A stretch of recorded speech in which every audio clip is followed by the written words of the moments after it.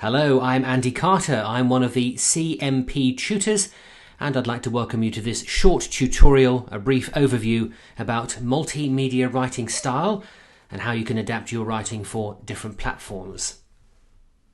Today we're going to be looking at how you convert a print story for one that's useful for the web. Before we go into more detail, let's just be clear about a few important elements and what we call website components. There are three to consider when you adapt your writing from print to the web. The first two are on this slide here, heading and cell, and the third one is called the intro. We'll come on to the intro in just a few moments. So let's just look at the heading and cell in more detail. Here on the slide you can see that heading, funeral of murdered off-duty PC Neil Doyle to be held today at St Nick's Church. And the cell is that Merseyside's Chief Constable Sir John Murphy will join mourners at the church. Those are the heading and the cell, and the third element is called the intro, and you can see that marked on this slide here. It says the funeral of murdered off-duty Merseyside PC Neil Doyle will be held in Liverpool city centre this morning. In many ways, the intro sums up the whole story. It explains the crux of the article in one go, and if you read nothing else, you'd still understand exactly what that story was about. It's also worth pointing out on this slide, there are two elements which are in red and underlined. That's Merseyside PC Neil Doyle, and the second, as you can see there, is Liverpool city centre. Both those, the first and the second, are search terms, and you'll see shortly how we try to incorporate search terms into the intro. It's really important in terms of search engine optimization. So those are the three components: the heading, the cell, and the intro. Let's just look at where those components go where. On this slide in front of you now, you can see we've chosen the example publication is the Liverpool Echo. And as you can see on the bottom left there, the heading and the cell, the placement of both is quite clear. It's also worth looking at how heading and cell can influence the search results you'll find through a search engine. In this case, it's Google, and both the heading and the cell are very clear. You can also see in the green text towards the bottom of the slide, the source of the story, the Liverpool Echo, is quite clear as well. So now let's look in more detail at how we convert a print story for one that's ready for the web. There are several points to consider. The first one is about writing the cell.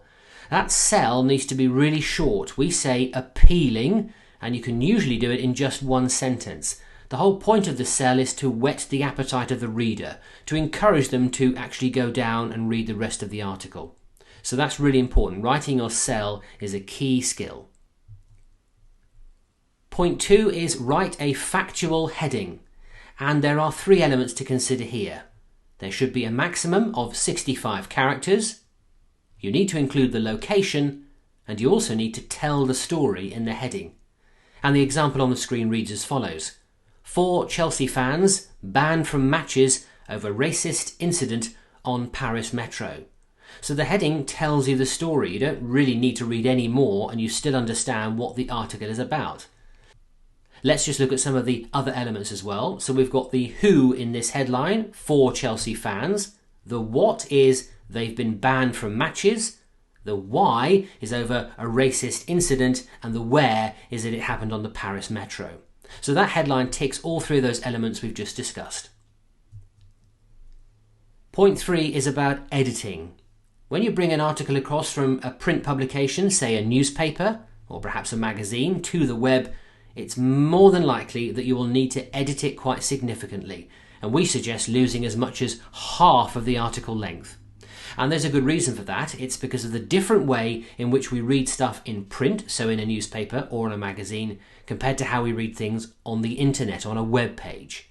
On web pages, we generally scan, and therefore the article can be much shorter. It doesn't need to be as long as it would be for the print version. Point four, really important, put the factual material at the top of the article. And there's an easy way of considering this. Imagine a triangle that's upside down, so the point is at the bottom. As you go further down, the point tapers in and gets narrower, so there's less room for information. Apply the same principle to your writing for the web. So you want to put the most important facts at the beginning of the story as it tails off as it goes down. And that means a reader only needs to read 3, 4, 5 paragraphs to really understand what the story is all about. So point 4, put the factual stuff at the beginning of the article, at the top of what you're writing. Point 5 is about search phrases and how important they are for search engine optimization. And we think there are 3 places you can put your search phrase or phrases.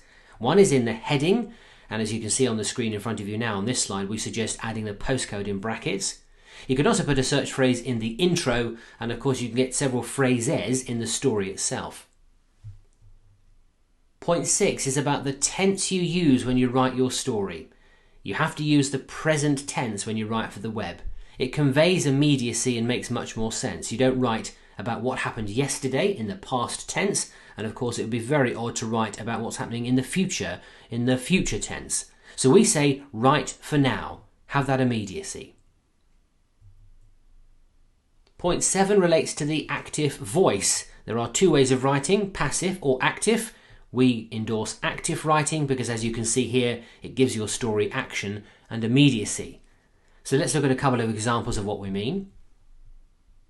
So this is the wrong way of doing it, and the example on screen is a search is being carried out by company wardens. That's wrong. In many ways it's the wrong way round. It's slightly topsy-turvy. This is the correct way of writing the same thing. Company wardens are searching. That is the active voice. The other way of thinking of it is subject, verb, object is generally better for writing. So let's move on and consider the actual conversion process in action with some examples for you. So this is our story written for a newspaper, and it reads, a man was rushed to hospital last night, Sunday, after nearly drowning in Lake Haweswater. So that's the print version of the story we now need to convert. So here's our headline for the web, and don't forget, as we've said already, it needs to be factual. It has to have a maximum of 65 characters, include a search phrase or phrases, and put a postcode in as well. So the example in the box means we've managed to achieve all of that. Carlisle News, man is fighting for his life after Lake Haweswater canoe accident. So we've got some search terms in there, some places as well, Carlisle, Lake Haweswater. You can see we've included a postcode and a hashtag, and the story makes sense. There's obviously been some kind of accident involving a man in a canoe, and now he's seriously ill in hospital. Here's our proposed cell. Carlisle, a canoeist is fighting for his life after a reservoir accident. And here's the intro. On this one we've included a place name, we've also put a date and time in as well. And it reads, a man is fighting for his life in hospital this morning after nearly drowning in Lake Haweswater. Let's just look at a couple of other places you could post your story. One way of attracting attention to it is by sending out an SMS, a text message alert, and you can see we've written one here. That web address included in this example, of course, is just made up though for the purposes of this tutorial. Another place to post your story is Twitter. And the good news is you can use much of the same material you've already written, but it will require editing. One of the biggest disadvantages of Twitter is the fact you are restricted to 140 characters in each post. A couple of other pointers here. We suggest you avoid Twitter speak. So as you can see, we've crossed out fortune, as in the digit 4, and tune, that would need to be spelt correctly, F-O-R-T-U-N-E. And below you can see we recommend including some relevant hashtags, and it might be worth your while searching to find if there is an existing hashtag relating to the story you've written. So here is our story edited for Twitter. We've got the place name in there, hashtag Haweswater. We've also put a hashtag against Lake Haweswater as well. And that's within the 140 character limit. And again, we've made up the web URL there for the news site. And finally, a few other places where you could use your story. If you are a ticker user, we suggest using the cell on that platform. If you use Facebook, you can use the same material that you wrote for the SMS, the text message. Of course, there is no word limit on Facebook, which is a great advantage. And if you're writing for an e-bulletin or an RSS feed, we suggest you use the web heading and the story itself.